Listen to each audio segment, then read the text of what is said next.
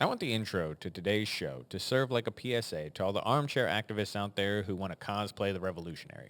It's important that you know that despite the fact that you know this isn't a dictatorship and you know you're just pretending when you go out and fight fascism, the federal officers that you encounter along the way actually do have a job to do.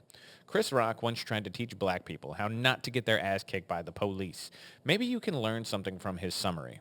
Now let's review. Obey the law. Use common sense. Stop immediately. Turn that shit off. Be polite. Shut the fuck up. Get a white friend. And last but not least, don't ride with a mad woman. If you follow these simple pointers, you probably won't get your ass kicked by the police.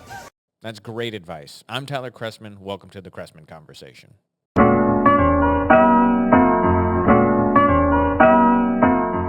Okay, everyone. Hello again and welcome.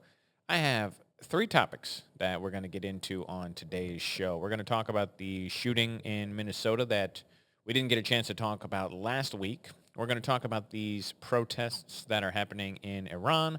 And we're going to talk about the Supreme Court hearing arguments on transgender athletes. But before we get into all that, my favorite comment from last week comes from Eric. I'm actually not going to read this comment only because it's mostly for me and not really that topical. But I just want to say I did appreciate the comment, and I look forward to seeing you again very soon. So thank you, Eric. We're going to hop right into it today because we got a lot of stuff to talk about. I'm going to get into topic one, the Minnesota shooting. So by now, I am sure that everyone is familiar with what happened in Minnesota and the shooting that happened last week. It happened last week, but we didn't talk about it on the show because it was still relatively new. We were kind of waiting to see how the facts would settle and blah, blah, blah, blah. Plus, I did a whole big giant episode on Venezuela, which I was having a lot of fun with. So we didn't really go over this last week, but it has become very, hear the heavy sigh.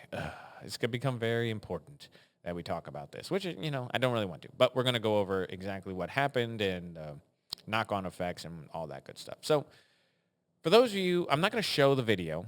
All right, if you want to go watch the video, you can find it online. You do not need me to show it to you. It's played on the news. It's all over the internet. We're not going to show it. I don't like to show videos of people being killed because that's just ugly stuff that I encourage you not to see if you don't need to see it. I've seen enough dead people in my life. I don't just go around looking for it. I have seen the video. I'm not going to show you the video. All right, if you want to go watch, go watch. But you don't need to. I'm going to describe what happens. Basically, for those of you who have managed to miss this, even despite the fact it's been a big story for the past week, if you are not familiar with what I'm talking about, there was a shooting that happened in Minnesota that involved a woman, her wife, and some ICE agents. So this lady, and I'm going to describe the video first, and then we'll kind of talk about or describe the shooting first, I should say, and then we're going to talk about what happened.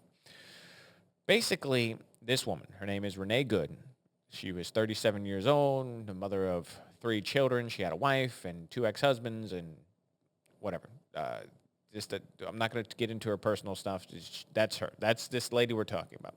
She basically was involved with a group. I guess her son goes to a charter school. There's a group, an activist group that formed in the charter school. It's called the Ice Watch Group. I guess it's an actual nationwide organization that has chapters all over the place. Well, she was involved in this local chapter in Minnesota.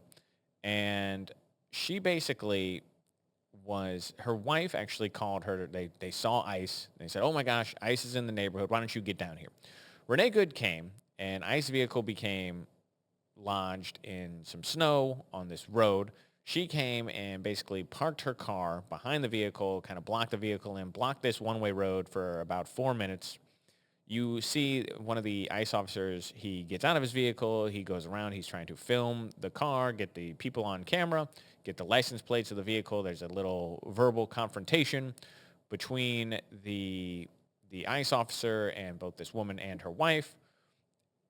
There is a bunch of things happen at once. Basically, this woman's wife goes around to the side of the car, the passenger side of the car, and she's going to get in the car. At the same time, an ICE officer comes, and he attempts to open the driver's door. So what you see is Renee Good backs up.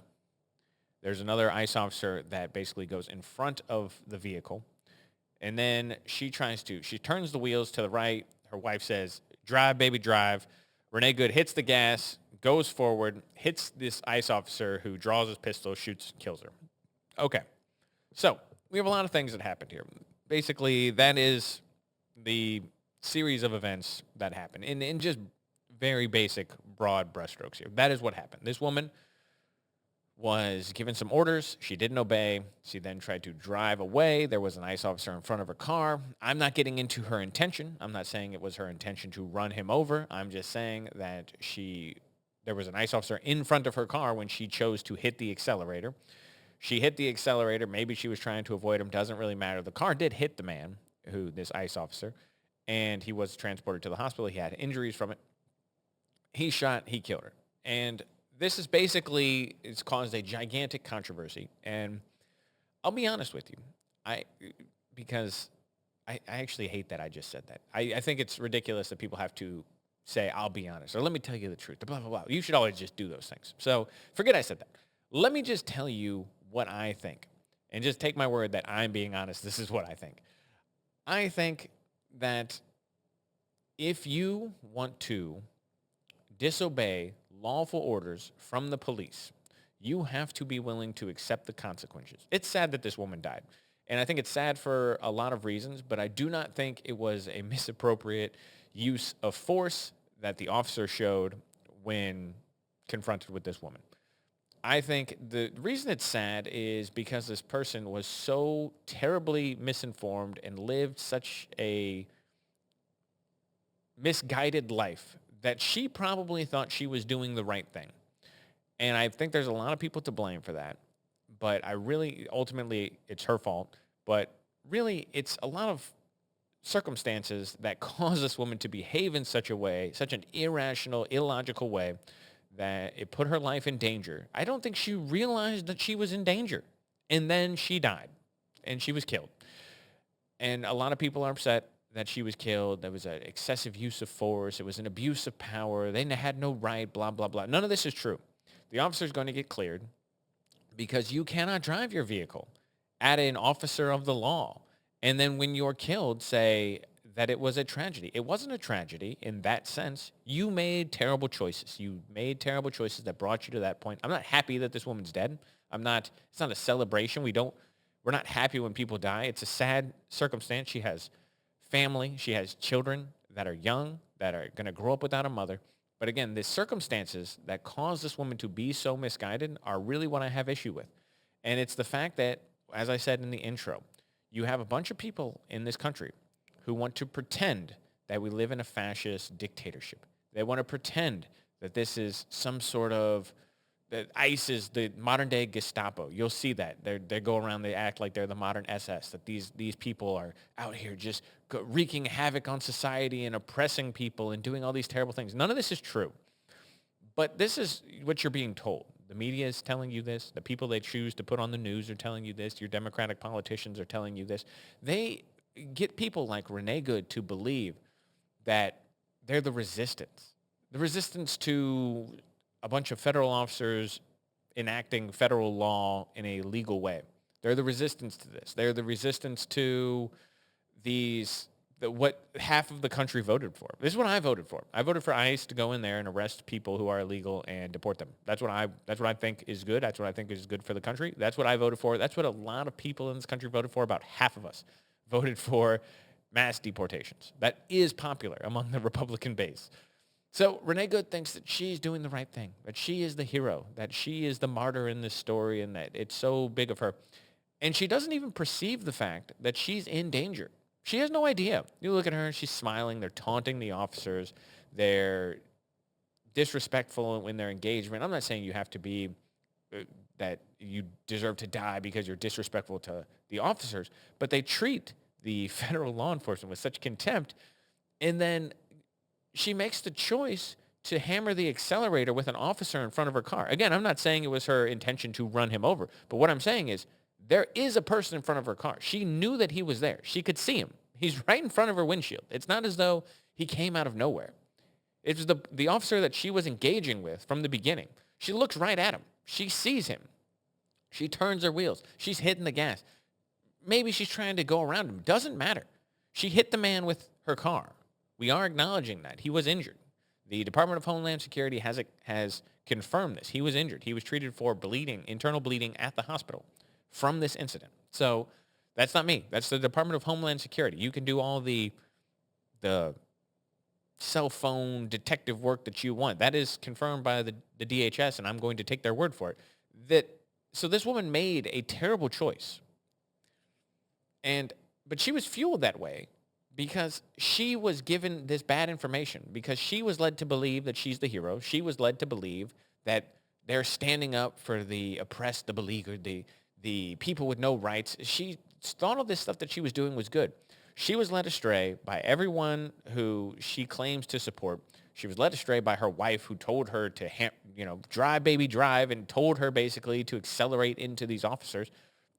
Obviously, this woman's death is her own doing, but all of these other people share a part of the blame when you want to pretend. Now, let's imagine this for a second. This is how I know that I can say that her blame, while it rests mostly on her head because you're responsible for your actions, if you're led askew, other people can say they share some blame. This is what we talk about when we talk about rhetoric, we talk about turning down the temperature, we talk about fighting words, we talk about all these things that can inflame tensions. So, because we can play a game where we say, imagine this. If I imagine that we were invaded, the Chinese Communist Party launches an invasion, and they start trying to occupy American cities. And then I think it's my duty as an American to be a person who resists this and to be a person who fights this government that I view as evil and tyrannical. Because the Chinese Communist Party actually is those things. They actually are evil and tyrannical. Unlike the federal government, who really is not. They do stupid things often, and they don't always act in the most moral way, but they're not the same as communist Russia. They're not the same as China. They're not the same as Iran, which we're going to talk about in a little bit. So you're just pretending that they're not North Korea, all right? This isn't Kim Jong-un. So when we talk about these things, if we were invaded, it would be my duty to be resistance against this evil government. When you're told falsely that ICE is evil, that Donald Trump is evil, that the Republicans are evil, and then you get it in your head that it is the moral good thing to kill them, obviously you have been led astray. You're responsible for allowing yourself to be lied to and confused.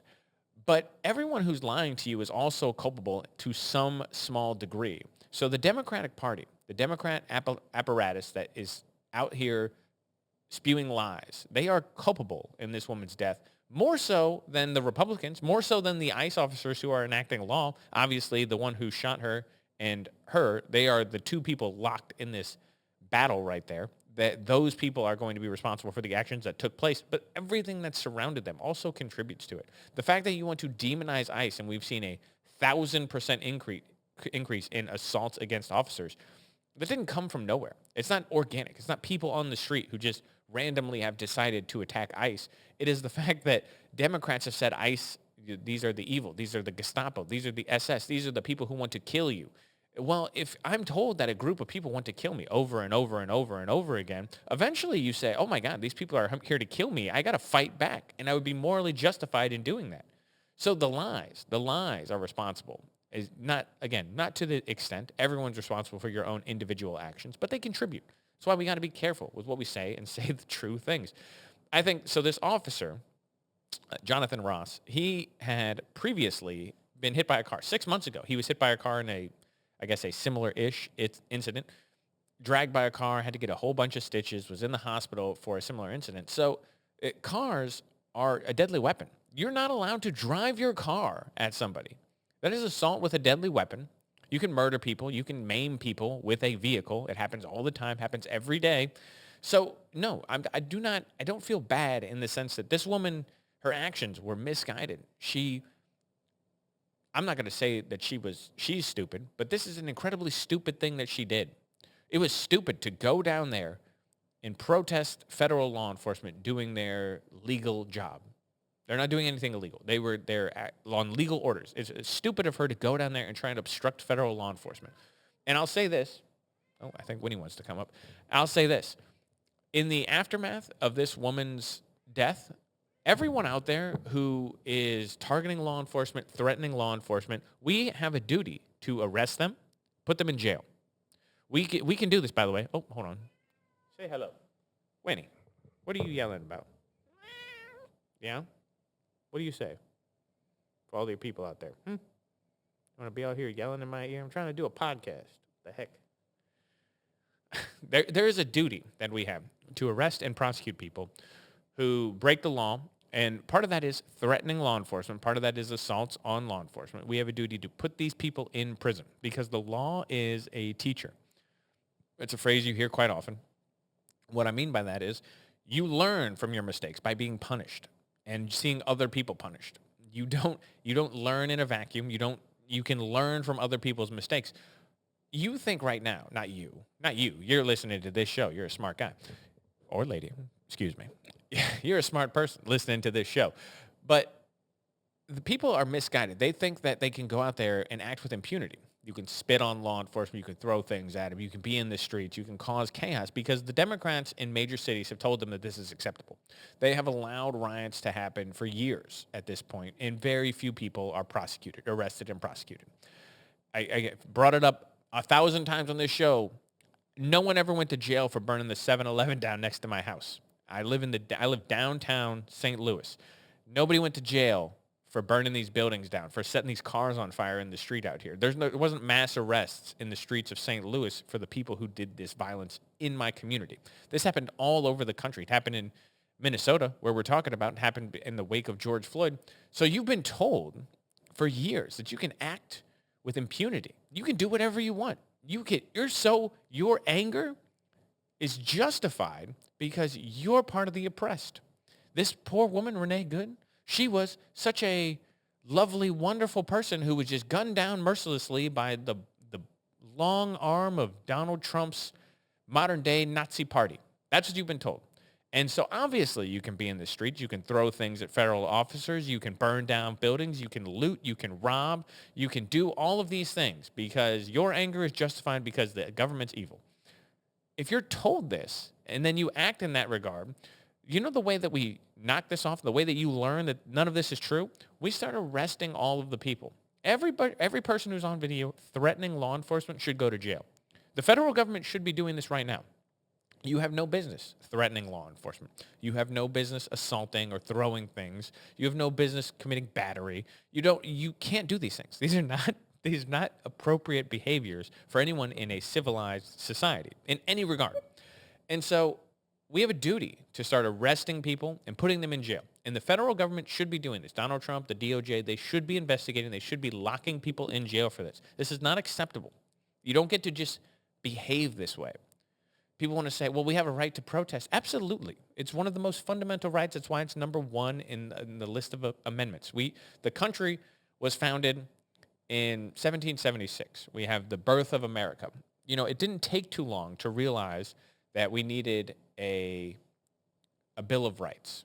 It was an argument for a long time. But 1791 is basically when the first 10 amendments were passed and ratified by the states.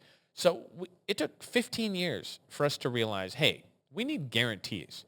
I understand that the government's operating in a certain way and it's good and the Constitution's a great framework, but a Bill of Rights is great. And the first thing that the founders did was they ratified the First Amendment. Obviously, we know the First Amendment. It's the protection of freedom of speech, no federal-sponsored religion. Our Congress can't make a religion. Freedom of the press, right to assemble, right to peaceably assemble and petition the government for redress. Those are basically the 5 things in the First Amendment. And it was the first one they did. So you have a right to be in the streets if you want. You have a right to protest. You have a right to hold up your sign. You don't have a right to spit and fight and throw things and loot and cause vandalism. These are not protected in the First Amendment. And the people have a right to learn this. They have an obligation to learn this. And they learn this through the enforcement of law that already exists. We already know these things are illegal. The DOJ just needs to enforce them. Anyway, I think it's important. I think that this lady, Renee Good, she wouldn't have been there had we made it a policy to say obstructing law enforcement is a crime. You're not allowed to park your car and block in an ICE vehicle and deliberately obstruct law enforcement. Go to jail. Do you think people would be out there? The problem is when I talk about these people cosplaying the revolution, what I mean is a bunch of liberal white women who want to get out there with their cell phone. They want to go Hey, what's your badge number? Show me your badge number. Hey, I'm out here. You're bad. Go home. Blah, blah, blah. We don't need those people in the streets. They're not doing anything. That's what Renee Good was doing. She wasn't making a difference. She was out there to feel good about herself. And then they could put it up on their YouTube, on their social media stories. And they do all these things. They say, I was out there protesting ICE because ICE is bad. And they win social credit and it's great. You're not doing anything. You're not a real activist. You're not. And she died accomplishing nothing. She leaves her children, I think one of the three, maybe two of the three, I can't remember. One of her husbands died, but she's leaving two of her three children orphaned, or either one of her three children orphaned, but all of them without a mother, all three of them. So I don't know. The whole thing, it just makes me sad, and you have to feel bad for the woman for being so misguided, but you also feel bad that everyone in the country is going to be worked up about this, and it's going to cause more chaos. And you have to contrast this, by the way, with what's going on in Iran. Can you hear this cat right now? God, I don't know what her deal is right now. You have to contrast this right now with what's going on in Iran. Because when I say these people are cosplaying, I mean that. They're not doing anything. They know they're not doing anything because they know it's not real. We get to go out there and we get to pretend. We get to feel good about ourselves because we hold up our signs and we say, ICE is bad. And then we get to go home and order Domino's and watch The Real Housewives. It's not real. They're just pretending. They're in the streets for a couple hours. They go, I was at the march today. And then you go, Becky, were you at the march today? And Becky says, yeah, I was at the march today and it felt good. And I wore a pink hat and I was out there telling them I didn't like it. And then they go, all right, great. And then they go home and they drink wine and put their feet up and go, yeah, it made a difference today. No, you didn't. It's silly. In Iran right now, we have people who are really protesting what real fascism looks like, what theocratic fascism actually looks like. And it's a lot different. So that's going to lead us right into topic 2, the Iranian protests. You have millions of people in the streets in Iran protesting this theocratic regime, this evil, monstrous regime. And these protests, they've been going on for weeks. You don't see a lot about it in the news because everyone wants to talk about Renee Good. You want to show up to the Golden Globes, you're Mark Ruffalo, and you wear your Be Good pin, and you say, I can't believe I'm here at the Golden Globes in my tuxedo, but it's so bad in America. I can't believe it. And you shut up. Because in Iran right now, people are being murdered by the thousands.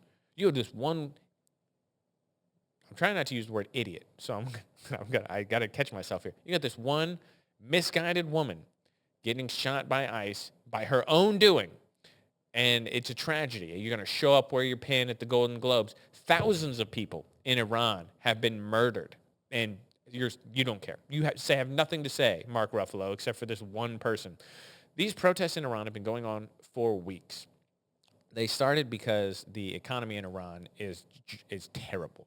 They had runaway inflation. I believe I think it was 48% inflation over in 1 month they had. Basically, their currency is nothing. It is devalued. It's meaningless. So basically, the economy in Iran has completely collapsed.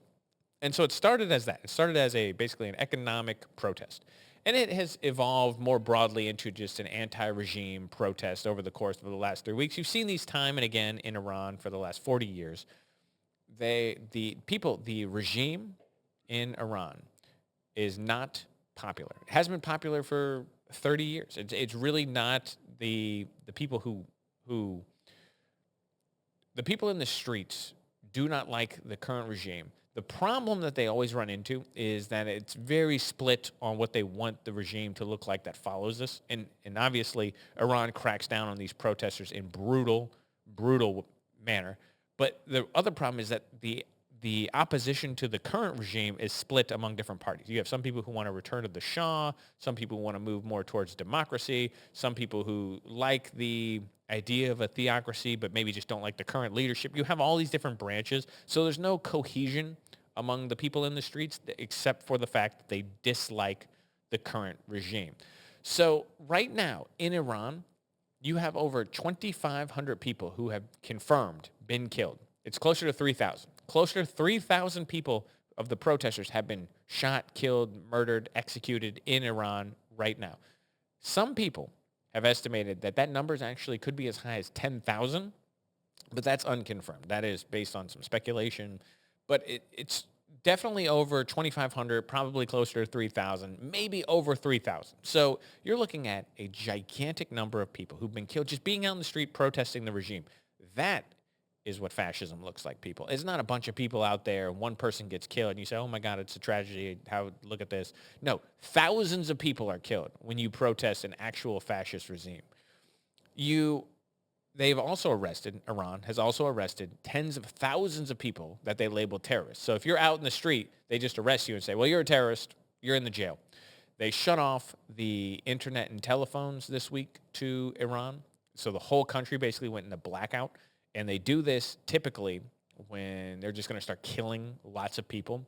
So they shut off the internet, they shut off the cell phones so that basically the Iranian guard can go through there and just start murdering people, and all the militias can just go through there and start murdering people in the streets and send them back to their houses. They've done this time and again. This is one of the largest protests we've seen since 1979 when the Iranian Revolution happened, but it doesn't mean that it's going to be effective. You've seen in the past decade, there's been an increase in the pushback against the regime, but it still holds all the power. The people don't have guns. They can't fight the government the way that we could in America.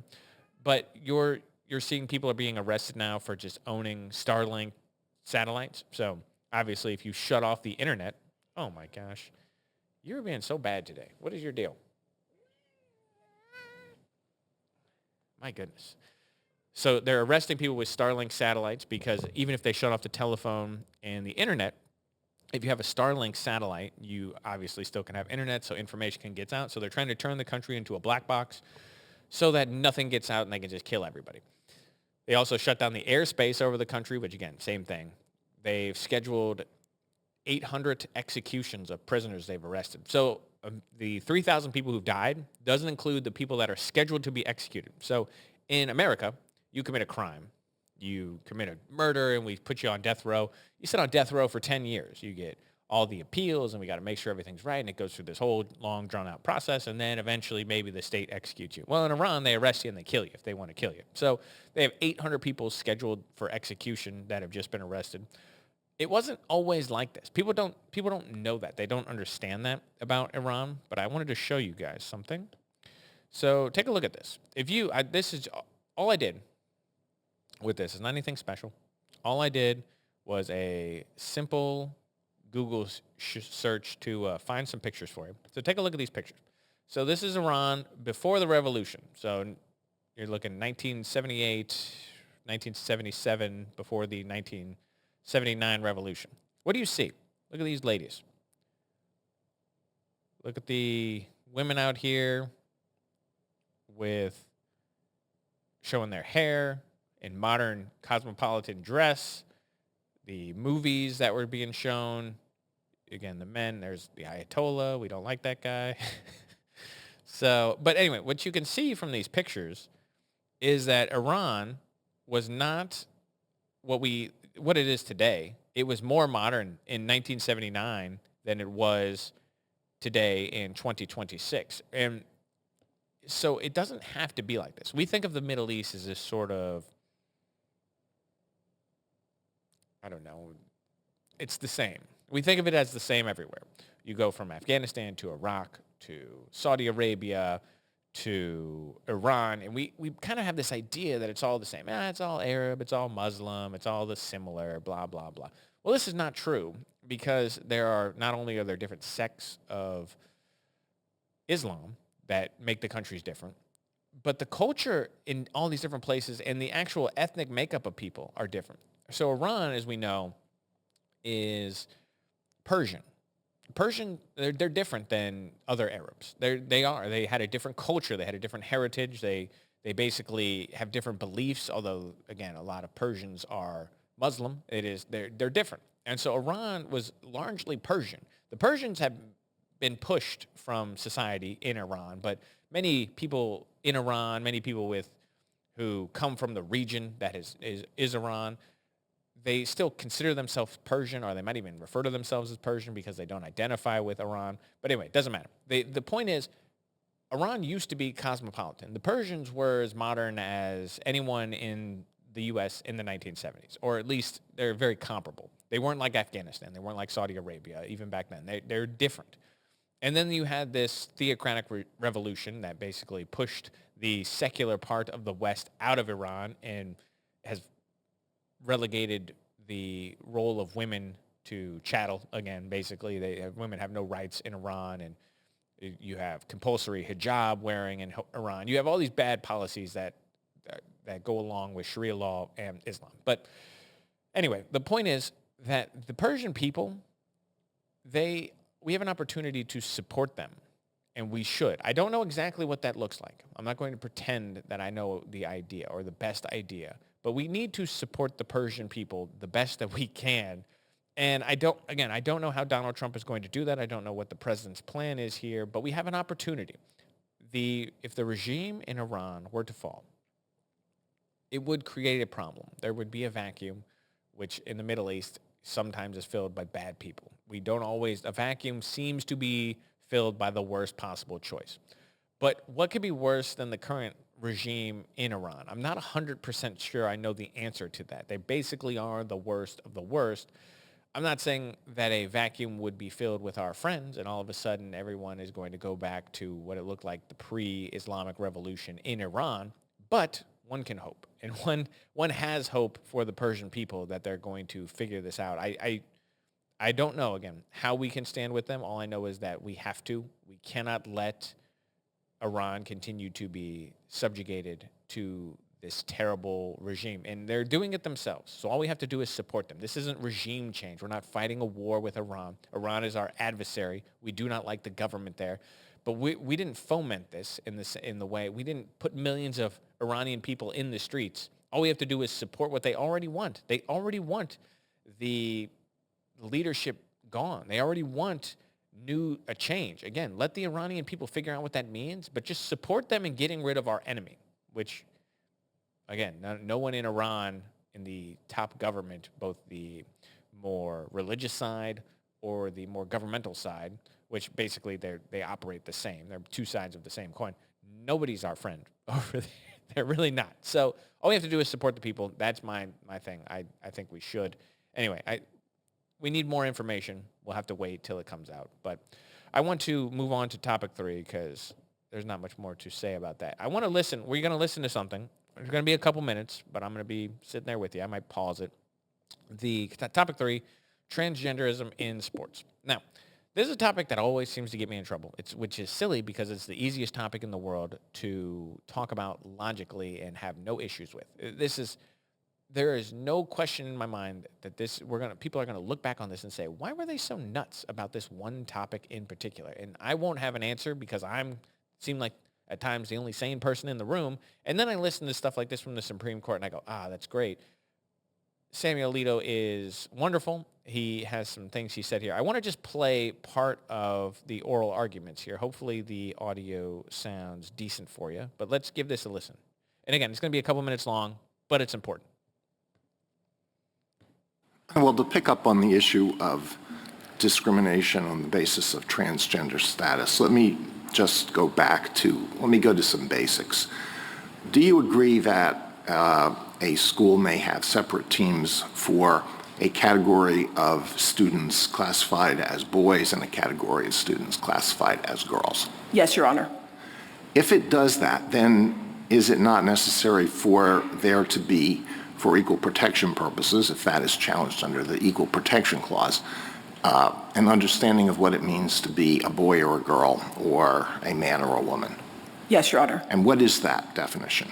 For equal protection purposes, what does it mean to be a boy or a girl or a man or a woman? Sorry, I misunderstood your question. I think that the underlying enactment, whatever it was, the policy, the law, we'd have to have an understanding of how the state or the government was just understanding that term to figure out whether or not someone was excluded.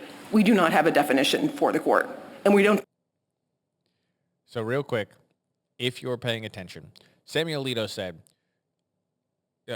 let's go a little background on the case real quick. So basically, they're hearing two arguments brought forth by transgender students who say they were discriminated against, who it's made its way all the way up to the Supreme Court. The Supreme Court has to decide whether or not states are allowed to make laws that ban transgender athletes from competing with, or would confine transgender athletes to competing with their biological sex. That's basically what both these cases are about.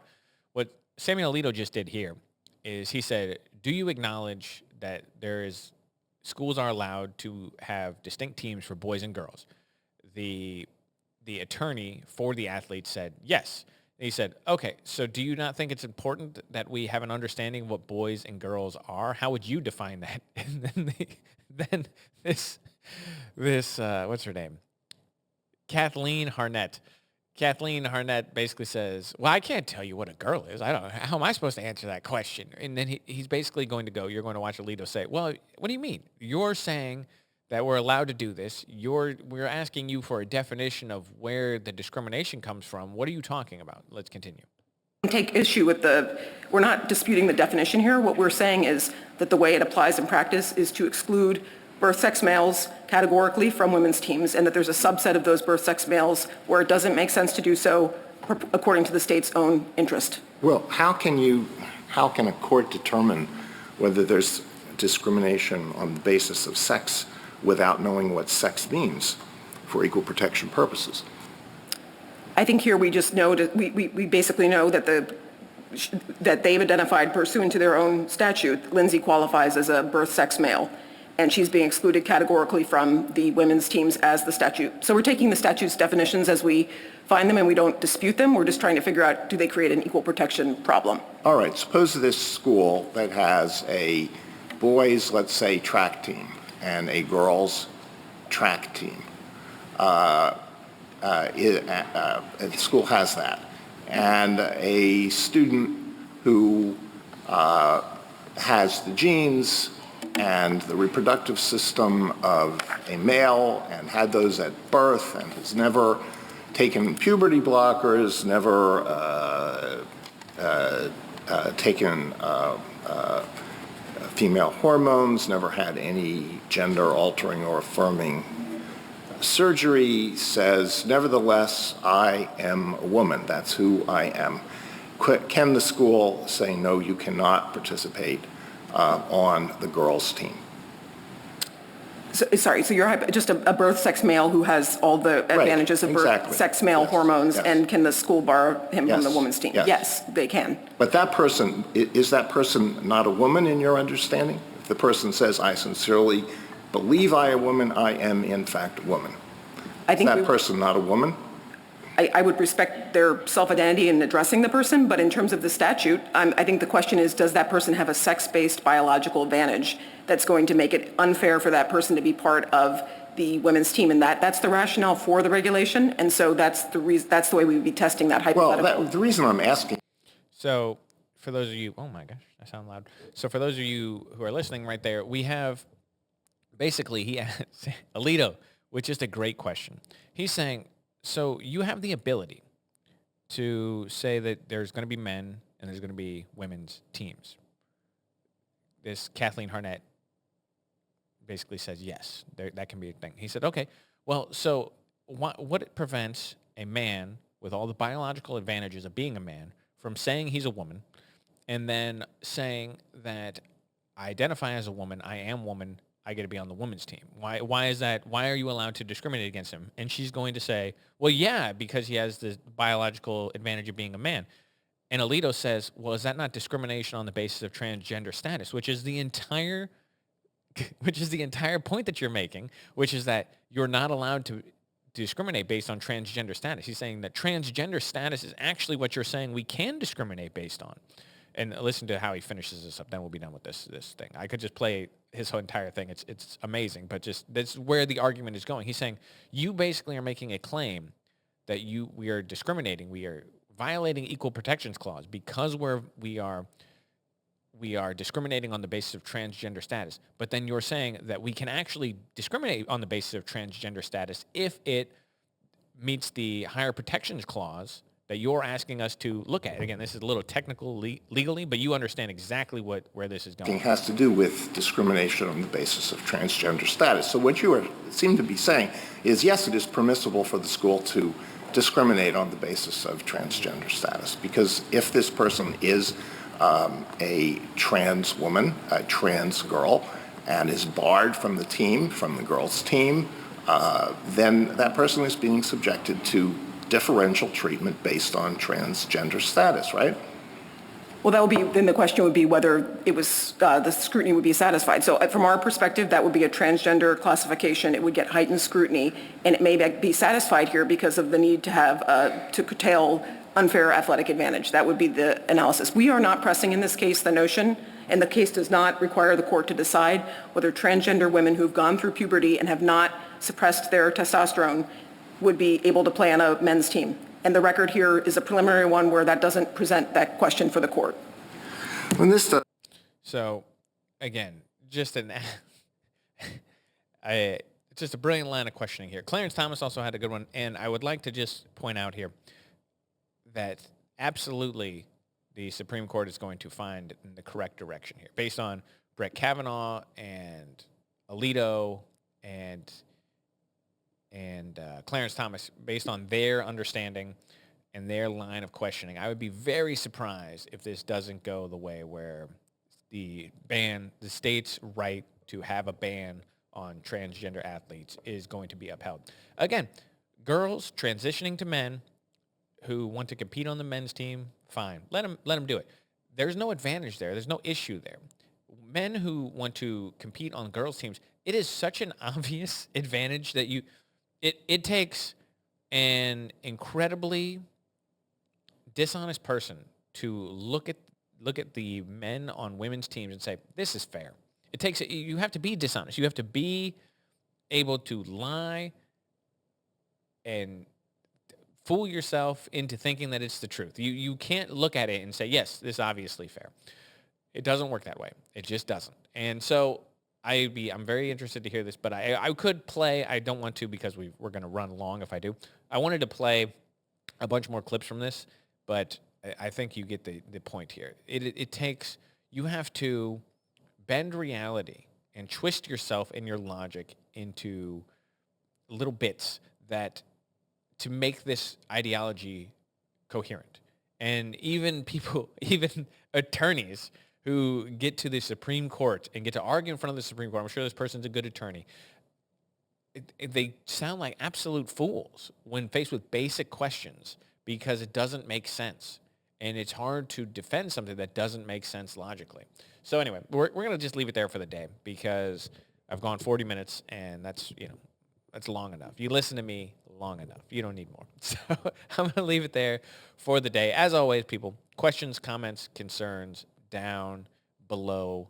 And if you have a comment that I find funny, amusing, or, insulting enough, I'll read it on next week's episode. Until next Friday, I hope you guys have a great week, and I will see you then.